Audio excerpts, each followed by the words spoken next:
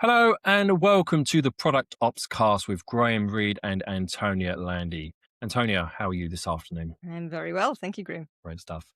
Today we are joined by Faith Forster, formerly CPO, VP of Product at Legal, Dext and Wise, and now creating Discovery, an AI product partner for the whole product organization. Faith, thank you so much for joining us today. Thank you for having me. It's amazing to speak with you guys. Do you want to just take a couple of moments to tell us a little bit about yourself and your background? Yeah, sure. I've been a product leader for about 15 years now. So I originally got into product building my own, as a founder, actually. So as a B2B SaaS platform, a sort of collaborative project management tool back when we didn't know what that was many years ago. And then have since done a number of different products, both in the UK and Australia, all B2B SaaS or fintech. And you mentioned a few of the more recent ones here in London. I have more recently, so I left my last role late last year and wanted to get really hands-on with AI coding platforms and really sort of get under the skin and understand how they worked and what was possible, what some of the challenges were, and started trying to,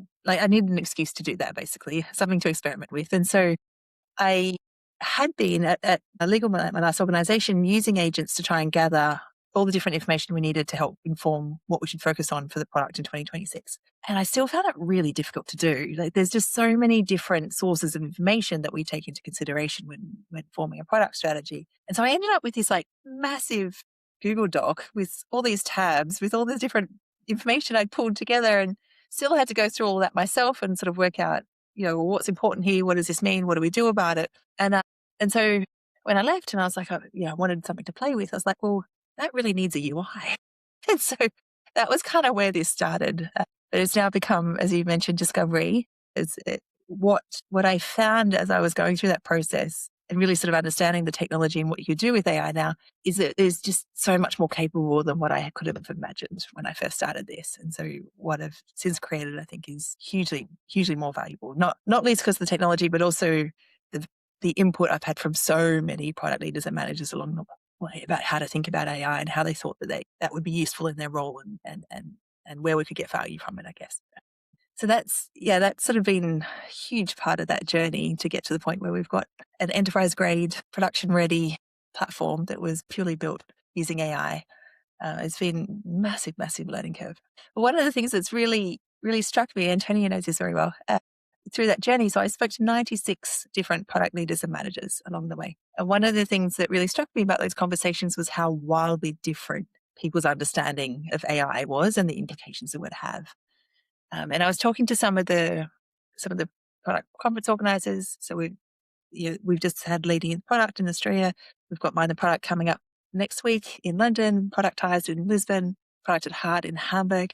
I was talking to some of those conference organizers and I put together my version of what the world of AI means for product managers. And I was chatting to Adrienne in particular for leading the product. And I said to her, this is a market shift. It can't just be one person's opinion or one organization's experience. It feels like we almost need to pull a group together and create the next version of the Agile Manifesto. And she was like, oh, I love it. And so that kind of turned into what has now become a cross-disciplinary global effort to create the next manifesto for an agile world, for an AI world, which we've called the Makers Manifesto. And Antonia is one of those contributors. So that will be released hopefully in the next day or two. Fabulous. Yeah, Well, we certainly love a manifesto on this show, don't we, Antonia? I was one of absolutely. the co-creators of the original Product Ops manifesto a few years Yeah. ago. I know. Antonia's given me all her wisdom on how to create manifesto. Indeed, indeed. Well, it's great that we're talking about kind of those very two connected topics there, because our topic today is about using AI to make kind of better product decisions.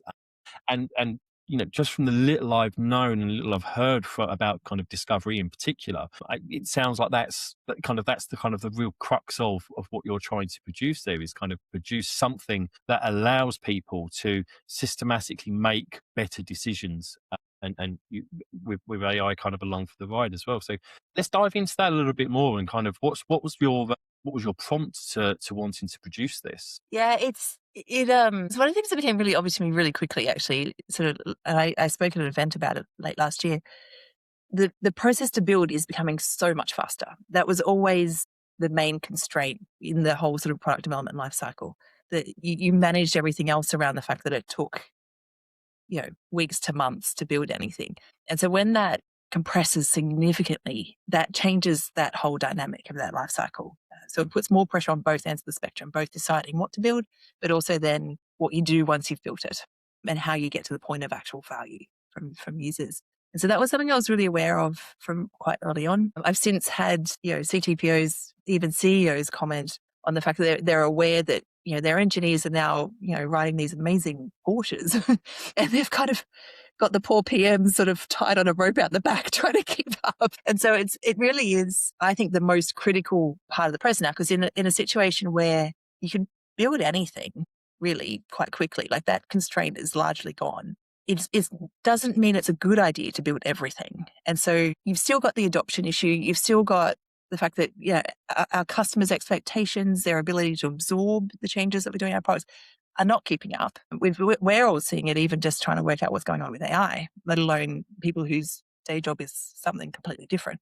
And so that ability to be smart about the choices we're making so that we're still doing things in a considered way that's adding value, that's useful for our customers and our users, and not just building for the sake of building and creating noise. I think it requires a lot of very conscious thought, but also to be, in a way, the ask we had of product managers previously, I think, was almost impossible, in the sense we kind of expect, we talked about them being these like mini CEOs, which I never liked the idea of, but they should be experts in the competitor landscape. They should be experts in the regulatory landscape. They should be experts in the domain that they're focused on.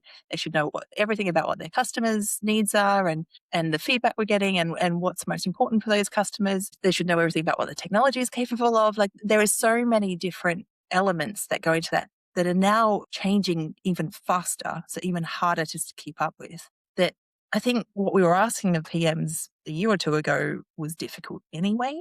When you accelerate that and make it, ever changing, how do they keep up? How do they take all that right? How do they not have confirmation bias or recency bias and just do what makes sense based on what they did last? How do they actually step back, think about all of the opportunities, all the considerations, and make the best choice in that context? And I think that is something that agents can help with a lot. They can make that a much smarter choice. But there's also, like, PMs have also not been great at being commercial in the way that they think about the products as well. That, organizations haven't been great at communicating their strategy and making that really, really clear in a way that they can easily make trade-off decisions. So there's a number of things in there that I think we could leverage these tools to help everyone create the right strategic context, pull all the right data together, and understand what that means and make better decisions in a much more dynamic way, which would be extremely powerful. Super interesting stuff. I'm really curious about these, was it 96 conversation? It was nearly 100, right? Which is an insane amount. But I would love to hear from you. What were some things that were quite similar across the board, where you can say, yes, broadly speaking, right? Nearly every person agreed on XYZ. And then what were some things where there was a big, big delta between some people's kind of realities or in their conversations with you? Yeah. So the nature of those conversations varied. So I didn't have the same conversation with all 96, I guess. I had some early conversations around, what would you like to do with AI, before people really knew what they wanted to do with AI, all the way through to kind of, try this and tell me what you think. I think that some of the things that have come out quite consistently, everyone recognizes that as product teams and product organizations, we're not good enough at understanding our competitive landscape and what different people are doing, and therefore what does that mean? So that's something that universally people acknowledge they haven't been good at and really value having that work done for them, I guess, and having that readily available. I think that there's one of the areas that's quite inconsistent, like, surprisingly, because this is not new, but is having clear goals. Not just the fact that we need the goals, but also like the nature of the goals. So I'm a huge fan of Matt LeMay's book, High Impact Teams. I think having one goal really clearly stated for each team that they're working towards is such a powerful thing to do. It was something that I was introducing at Dext as a way of kind of helping us get beyond we've done some big transformation programs and wanted to move beyond that. And so that's when we then put a single North Star metric in place with each of the teams to give them something that they could own and really drive themselves. But there is it's almost shocking the number of teams you speak to. They're like, oh, we don't have goals. Oh, okay. What are you doing there? So it is one of those things that I have actually built it into the platform now that we help pull out, what are the most important goals for you to be thinking on based on your growth strategy and what it is you're trying to achieve as a business. But it is one of those areas that, if you speak to any product consultant, they'll be not at all surprised to hear that. But how can you expect people to be commercially minded when you haven't even told them what commercial goal they're aiming for? So it is one of those things I think is a really easy win for organizations to improve the overall performance of their product team. One of the areas that was really notably wildly different was the impact people think what they think they can do differently with AI, which sort of goes to the manifesto. But there was one case I spoke to. In fact, he was a senior PM. He wasn't a product leader, but he was saying that they had an engineer or an engineering leader in their organization who wasn't at all interested in why they were building things, just wanted to be told what to build. And so basically he was just looking for AI to help them create their PRDs better. And I was like, well, that's a very classic case of a faster horse. Really? You sure that's what you want to do?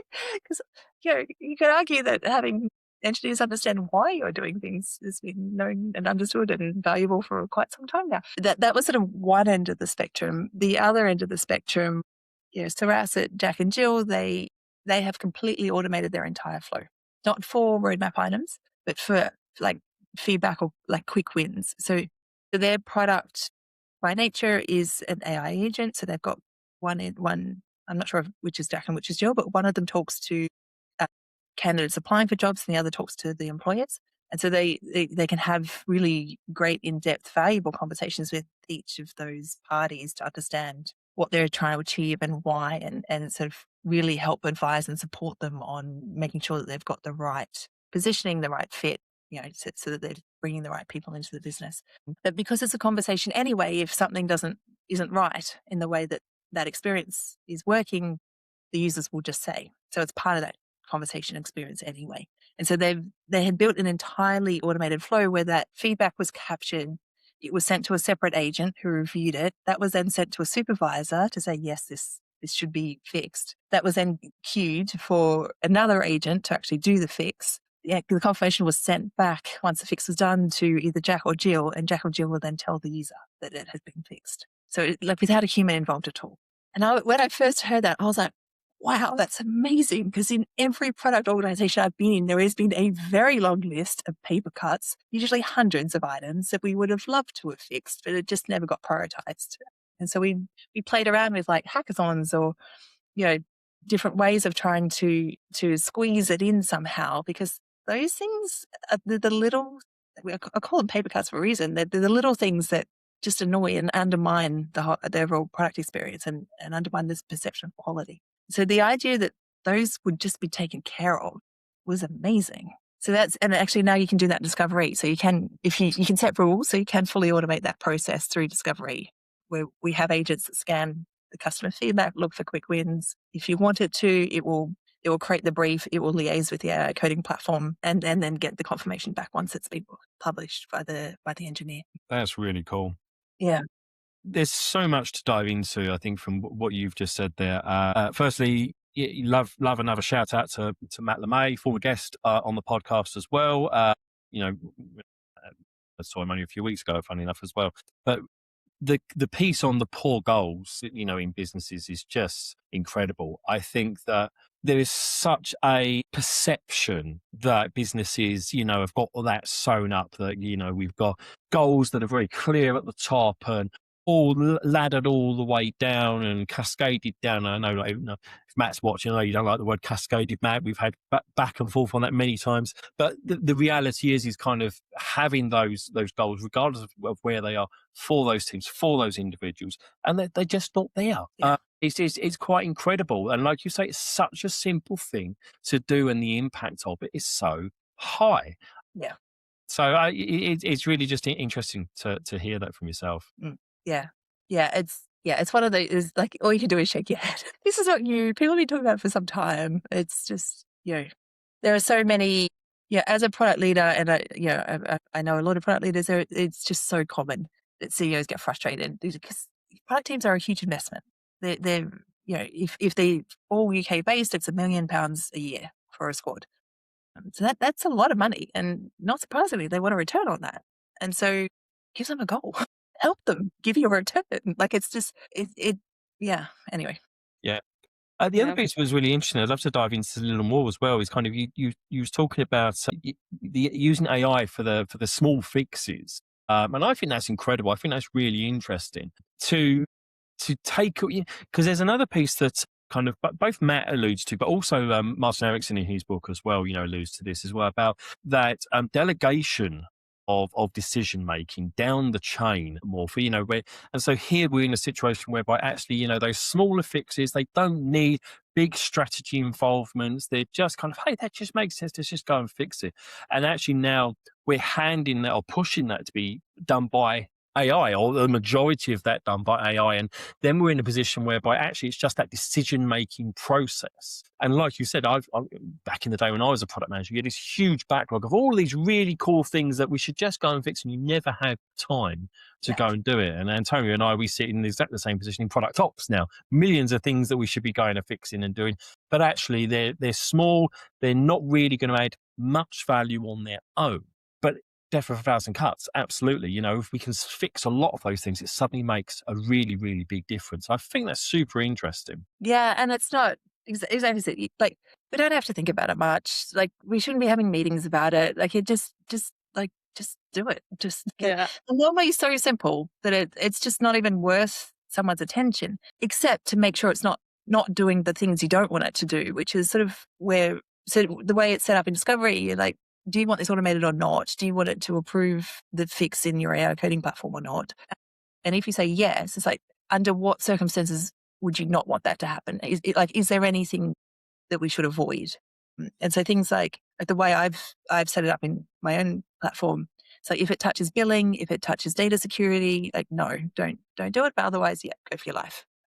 So I think it's just being able to have those rules, that control, but also have it fully tracked, so you can see all the changes, you can see what's been done. And so if I like that agent runs every 2 hours, you can change that if you want. But if I wanted to, I could go in and check what we call them quick wins, what quick wins the agent has found, so I can review it if I want to. But usually it's not worth the time. I want to get a little deeper into the AI piece in a minute, but one thing that I would love to hear your take on, and it's a little bit of a tongue-in-cheek question, I think, but what goes into making better decisions? Context. I'm very firm on this because I've just been writing about it. It's commercial and customer context. It is the absence of information that leads to poor decisions, or the unwillingness to make a decision. Usually, the absence, like not making a decision, is often worse than making a decision that's not the ideal decision.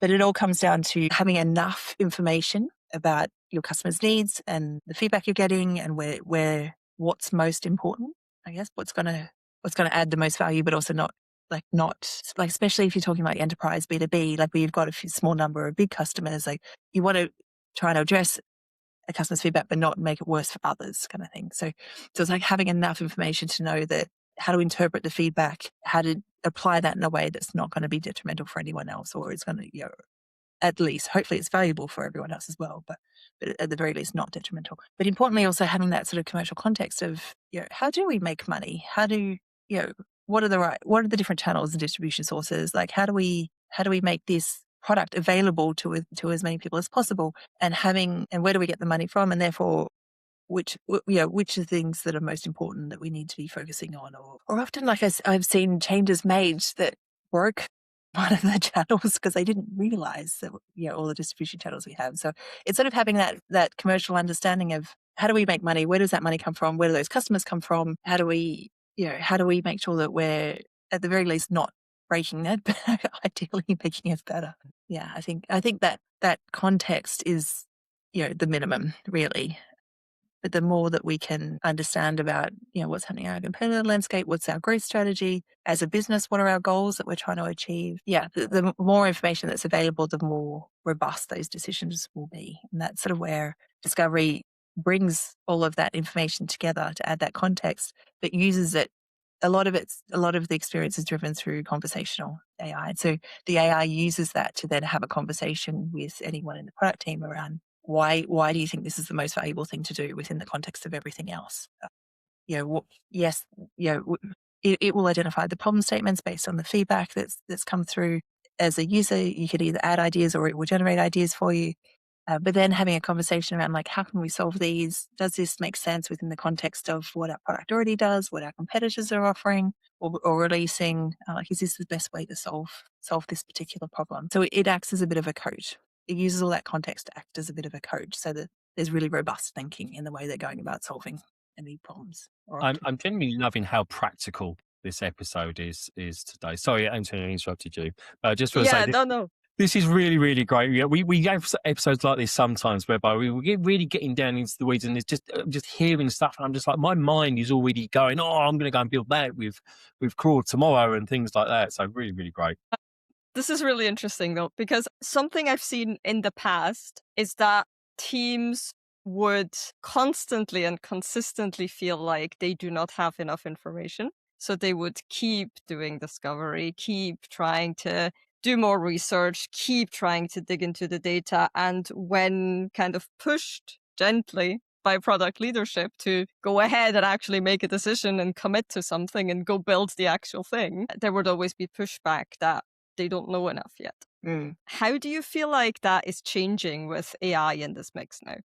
I don't think the risk is now not knowing enough because they're like the other thing I didn't mention was the customer segment profile. So we obviously the more information you add into discovery, the more robust it will be. But at the absolute minimum, when you sign up, you put in your product name and your website. And so we scan that and we work out from that what customer segments you're targeting, and use that to create customer segment profiles. So like your personas, your jobs to be done.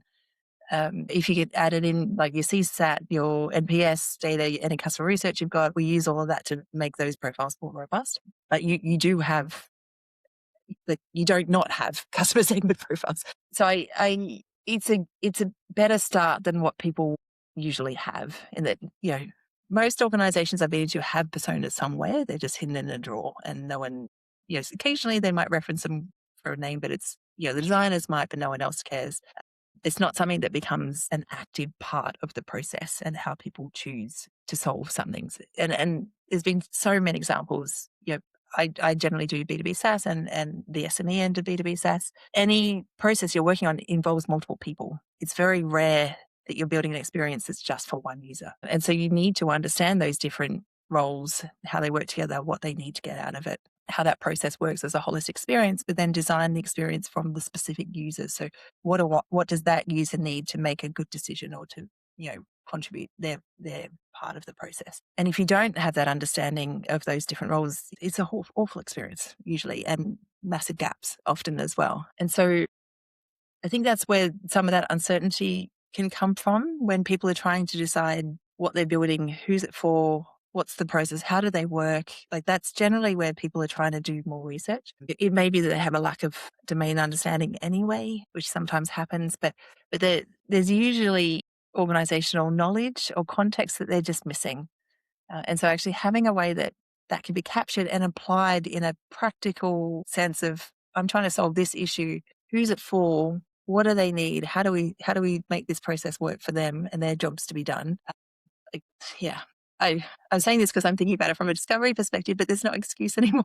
Like that information should be at their fingertips. It can be at their fingertips. They shouldn't they should be able to create their hypothesis readily. They absolutely should still be validating it with real users, but that's not a lengthy process. There is, I think, one of the conversations I had a lot with the Dex team was I was pushing for it. We started tracking the time that was spent on discovery as well as the build. Generally, organizations will manage quite tightly the amount of time they invest in the build, but they don't in discovery. And there was a particular case where there was one designer spent 6 weeks working on the design of one page. And I said to him, like, just remind me, like, what's the commercial goal with this page or this change that you're doing? And I'm like, oh, no, there's no commercial goal. We're just trying to make it better. And I'm like, so you've spent half a quarter just making it slightly better. Like, and so I think the investment of time in discovery is also an investment. It is it's delaying. There's always an opportunity cost. So it's something that they're working on. There's something else they haven't done in that time. But if there is a commercial goal attached to what they're doing, it's also delayed the realization of that value, that commercial goal. And so it's having that sort of awareness in the way the team are planning their time and having that commercial awareness of the fact that, it costs, 6 weeks times whatever, the £1 million a year to have that team in place.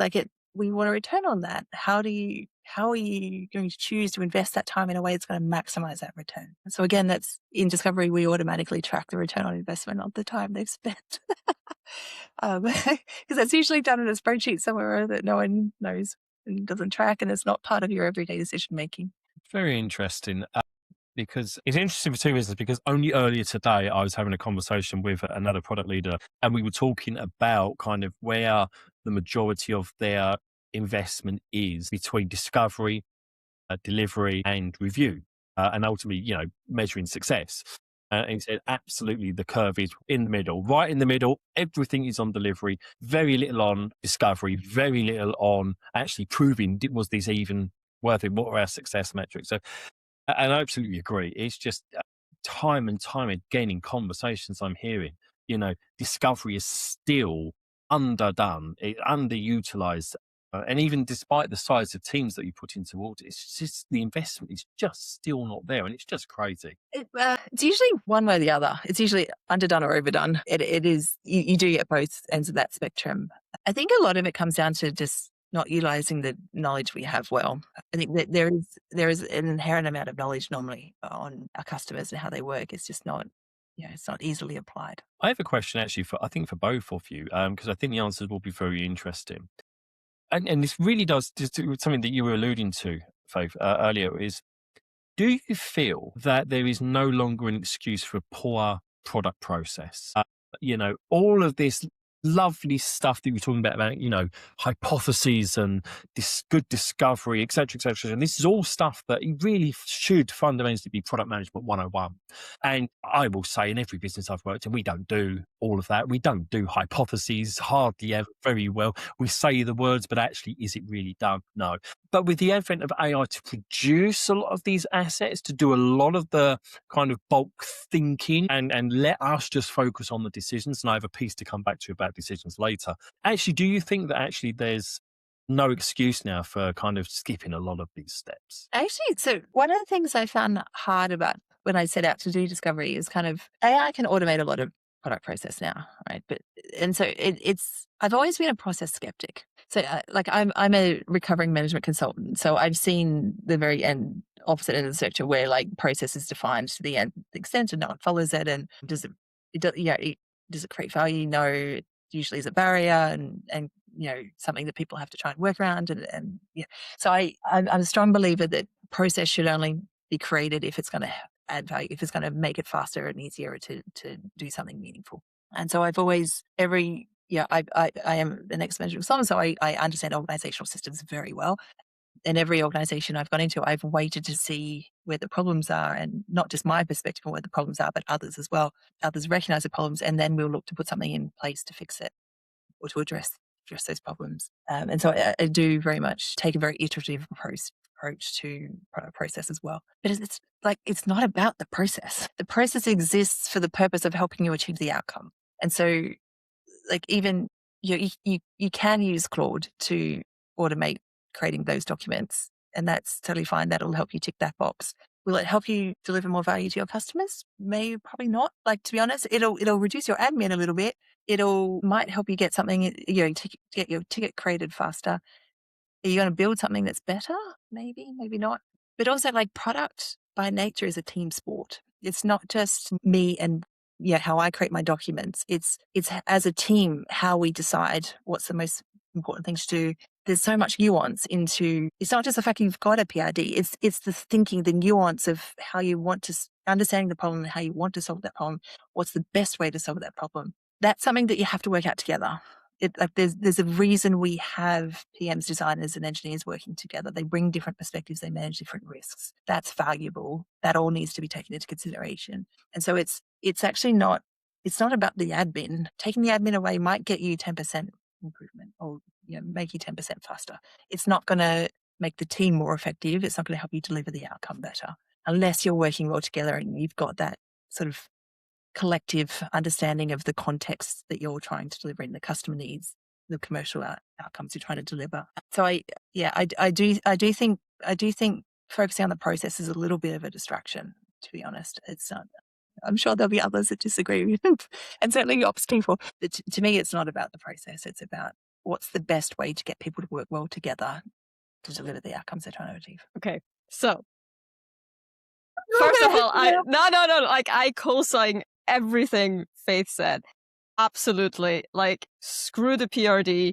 The PRD was a means to an end. What are you actually trying to achieve by producing a document called a PRD, right? That's what we should be talking about. However, I will say that in some ways, I think it may actually be getting harder, not easier, because now that you have AI and agents doing a lot of the gathering and synthesizing work, you can no longer hide behind that, right? I think in the past, and there is skill involved in crafting a fantastic PRD that brings people together, right? But as that becomes less inherently valuable, all you have now is what value have you realized for the customer and the business, right? So I think we're stripping things away to the point where we're back to the essence of the product craft. So I think in some ways it's going to feel harder for some,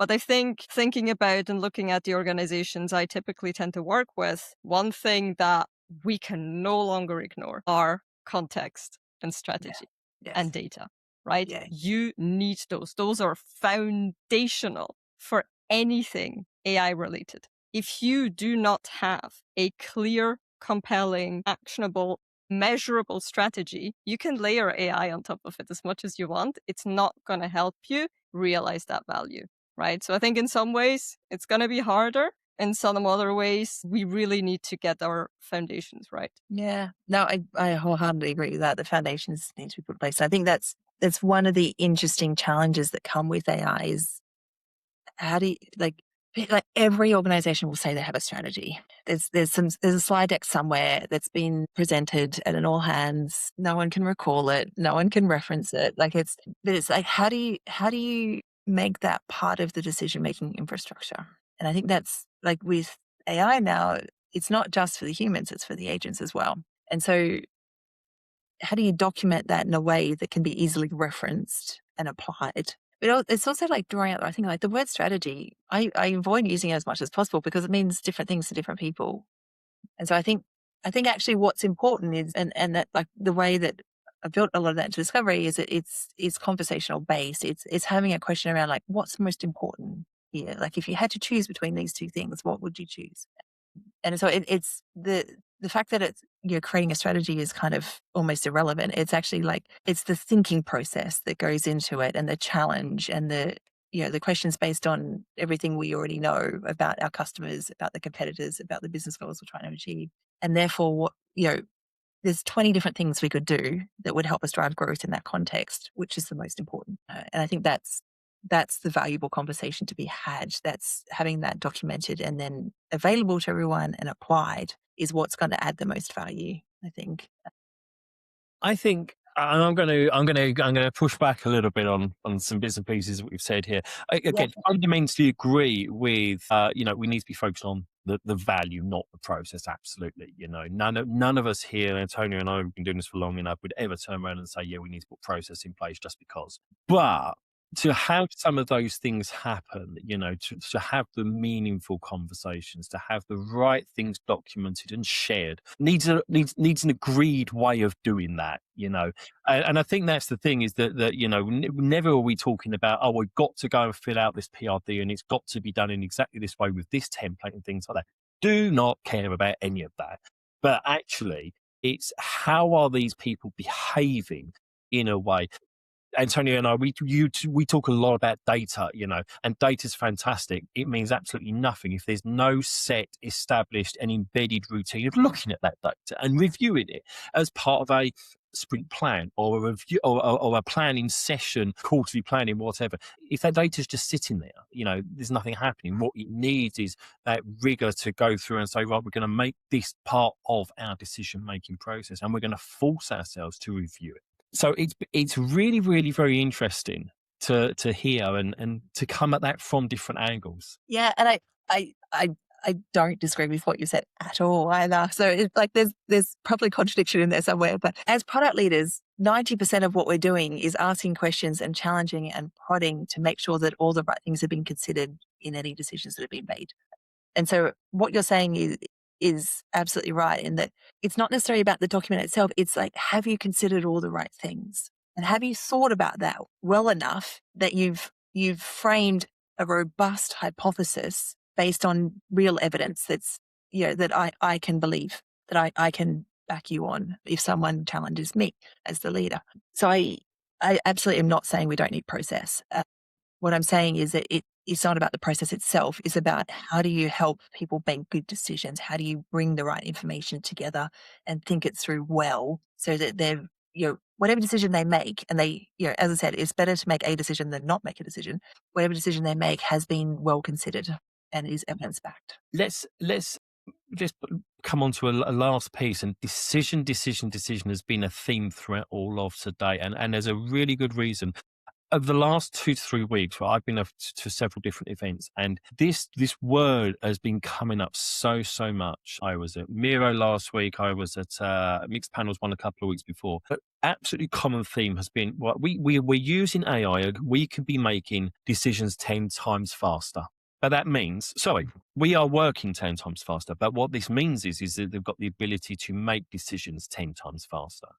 So not only are we in a position of maybe getting to decision fatigue, in these things, and that's why I was coming back to that piece about AI helping to fix all of these very small things, just making those decisions super easy, when they can be. But also this common theme is we have the ability to make 10 times as many bad decisions as good ones as well. And I just love to hear kind of your thoughts and your reaction to this, because I am just seeing it constantly as a discussion point right now. Yeah, it's interesting. It's true. I think, and that comes back to that, what data is available to them. Like Antonio's point around like people investing too much in discoveries because they don't have the confidence. It comes back to confidence, and lack of information is usually what feeds a lack of confidence. We need to be pulling that data together, but it's not just the task of pulling it together, it's the analysis on top and the recommendations that comes with it. And there's that layering, which you can do with agents. It's where it starts getting really interesting with agents, is that that's one of the big learnings I had along the way of building discovery is that you do need to set that sort of orchestration layer up, where you've got the agents who just do the task, who just gather X piece of information. You have an army of them gathering all those pieces of information. You then can add a layer on top doing the analysis, and then you can add the layer on top that makes the recommendation. To me, it's less about process now. It's more around what's the data flow, what information do we need, and what decisions do we need a human to take, as opposed to an agent. I think those are the two most important questions now. Because there's not an engineer makes 1,000 decisions a day as they're coding. Not all of them are material.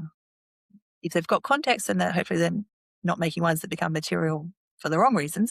But we're always making decisions in so many. We decide how we spend our time, hour to hour. Like there's so many decisions in what we make. The question is like, what's the impact on them, and how significant are they, and does it matter whether we make the wrong decision at that time? And so that's kind of where you can use that to then work out, well, should a human be involved? And I think that's the better way to look at it in this world now, is what information is required to support that decision, and which decisions do we need the human to take because the implications are significant enough. Yeah. I love that we ended up in this part of the conversation, because that's exactly what I wanted to come back to as well, is this idea of human in the loop, humans ultimately still accountable, and also the process of creating these guardrails, right? You alluded to it beforehand. Yeah, sure, you can automate the fixing of these quick wins as long as it's not billing, as long as it's not legal, as long as it's not regulatory. So I'd love to hear your take on how companies starting on their own AI journey might want to start thinking about those guardrails and ultimately how to set them to begin with. Yeah, that's an interesting question. That goes to the heart of product ops, right? That's absolutely what I would want my product ops person to be thinking about and doing for me. Hey, that's why this show exists. That's why you came on the show, right? It is. Well, that's when I spoke to Antonio, I was like, there's exactly that infrastructure. I think that there's such a valuable role for product ops people to play in creating that infrastructure, because there is no organization that has this well set up today, and it is such a critical part of what we need to do to move forward. And it's not something you can do off the side of your desk when you have half an hour between meetings. It needs a concerted effort, and I think that's where product ops can play a hugely valuable role in setting their organization up for success now. I think it comes back to risk, right? Like what risks are we taking on from a regulatory perspective, from a user perspective, from a business perspective? Like what can go wrong, and therefore what do we need to make sure we've got something in place to avoid that? And you're not going to work that all out up front. It's very rare. Sometimes you're going to make that by mistakes.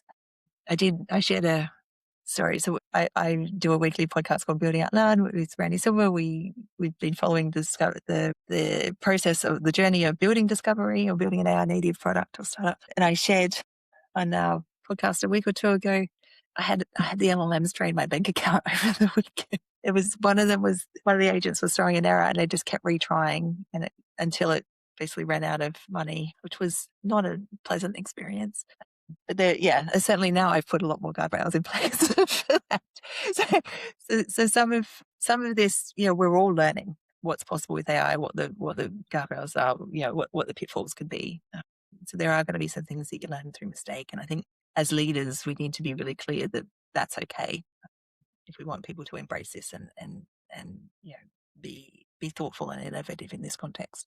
But I think there's a huge amount to learn. I think that where I've gained a lot of value is in my product leader groups and people sharing some of those lessons. It's that you do need to have pretty high trust environments to do that. But I think if you can find people who are in similar-ish spaces who are sort of facing the same challenges and be willing to share those along the way, I think that helps a lot. I do wonder how this will age. The story you shared about draining your bank account and the guardrails and things, I do wonder how that's going to age, just in 2026 with so many conversations about what AI companies are charging and everything else, like that whole other conversation. We are out of time today, and we barely scratched the surface, I feel, on this topic, and certainly on the Makers Manifesto as well. In fact, actually, we would really love to invite you back for a special session on that at a time very, very soon when all is a little more out there and a little more structured. But for today, Faye, thank you so much for joining us. Thank you. I also feel like I could talk about this for so much longer. Yeah, I really enjoyed the conversation. I love it when people challenge me back. In a nice way, Yeah. in a very positive way. Thank you, everybody, for watching that. We are out of time today. Thank you to Faith for everything that you have shared about all the projects that you're working on and your experience. Please do connect with any of us on LinkedIn. We will put a little link about here to both Discovery and the Makers Manifesto as well when I go through and edit this. So, yeah, thank you. Thank you for everybody for watching today. And Antonio and I will welcome you back on the next episode of the Product Opscast. Thank you. Take care.